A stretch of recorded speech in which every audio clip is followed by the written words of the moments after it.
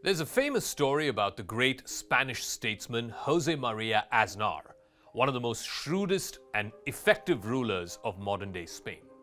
The story goes that Aznar once privately told the Cuban leader Fidel Castro that his regime had survived the collapse of communism in the late 80s only for one reason, and that was the US blockade. American sanctions, according to Aznar, had allowed the Comandante to blame his people's squalor not on socialism but on the Yankee siege. As Aznar recounts the story, old man Fidel responded by winking his eye and placing his index finger between his lips. When have economic sanctions ever resulted in a regime change?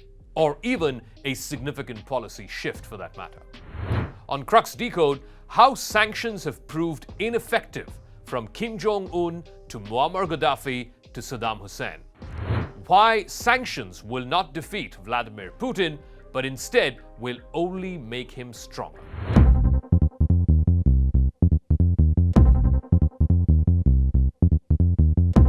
Now, sanctions generally fail because they end up hurting the wrong people. Ordinary folks in the country that applies them and in the country that is the target. What it also does is create a siege mentality of sorts which rallies support for even the most autocratic regimes. So, strongmen like Vladimir Putin actually thrive on sanctions because it becomes a rallying point against a West which Putin says is hell-bent on unseating him.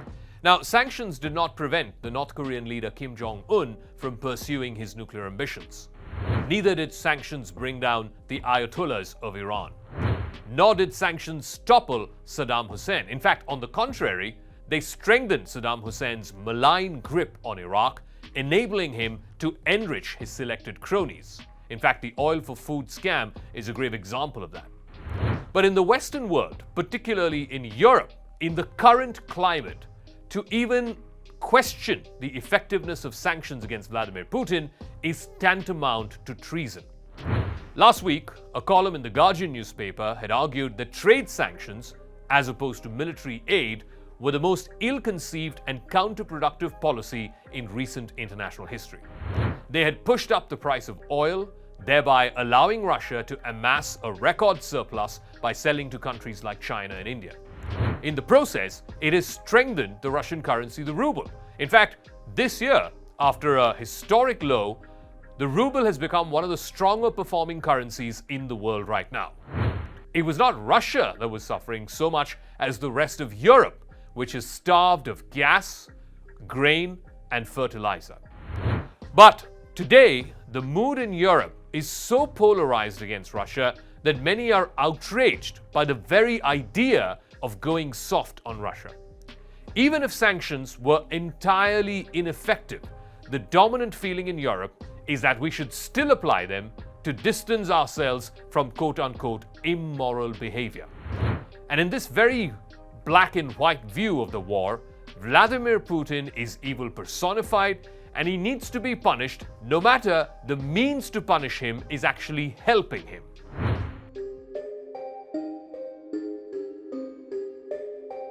But this is the very reason why sanctions happen. It's a bit of human psychology. It's human nature to begin with what we call gut feelings and then work backwards. The fact that sanctions might be not just useless, but actually counterproductive, that gives way to the emotional imperative. And the imperative here is to be doing something, to be doing anything, and to be seen to be doing so. But here's the reality. Sanctions will not defeat Vladimir Putin. What will defeat him is war and the result of that war.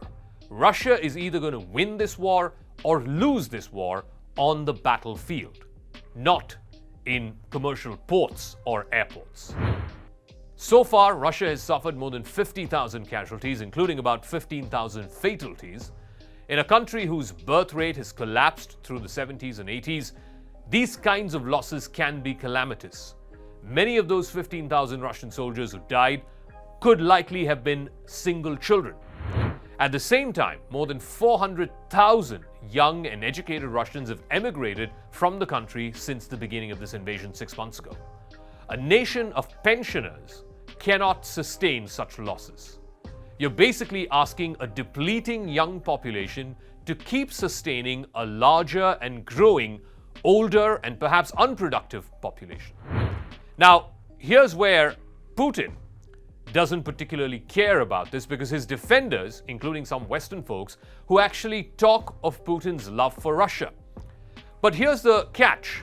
He's quite happy to rain missiles on the Russian-speaking populations of southern as well as eastern Ukraine. Putin is not really interested in the welfare of ordinary Ukrainians or Russians. What he's really interested in is his own survival.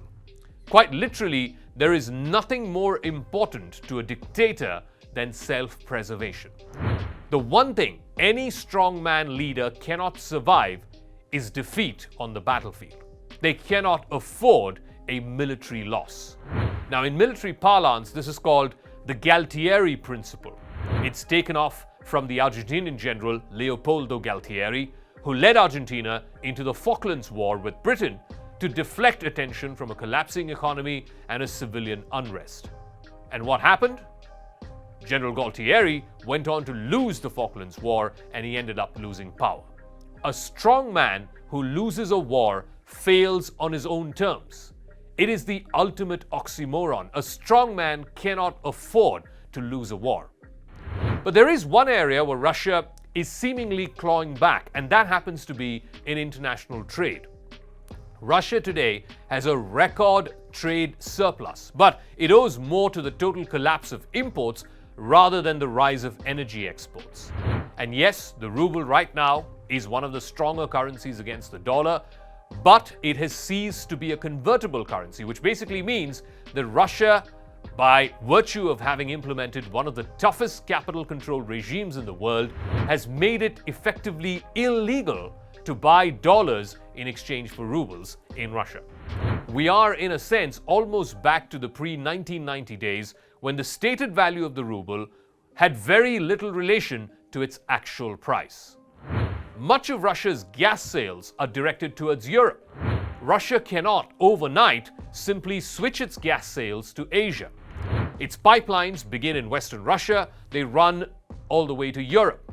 It's going to take years to make these pipelines from Russia towards Asia. Yes, many of them are under construction, but most of them are years away from getting completed. Oil, of course, is a slightly easier commodity to shift. Exports to China and India have indeed surged, but these countries are also well aware that Russia has very limited options, and therefore countries like China and India have managed to knock off almost a third of the price of oil. In any case, no country can afford to be so blasé about the mass withdrawal of foreign investment. According to Yale University, 12% of foreign companies have scaled back their operations in Russia. 35% of them have suspended it altogether, and 24% have withdrawn entirely. And this is not in response to the sanctions, but of their own free will. There is no question that the sanctions are affecting the Russian economy, but if Putin were to be truly bothered, then he's not going to be awake at night because of the thought of European countries refusing to buy his energy. He, in fact, has cut off those supplies himself. His action actually reminds us of a fundamental truth about international trade. There is no such thing as a one-way sanction. Not being able to sell, whether it's oil or gas or any other commodity, is costly in itself, but not being able to buy is usually worse. As Adam Smith, the great economist, pithily put it, consumption is the sole end and the purpose of all production. Exports are of no value except that they pay for imports.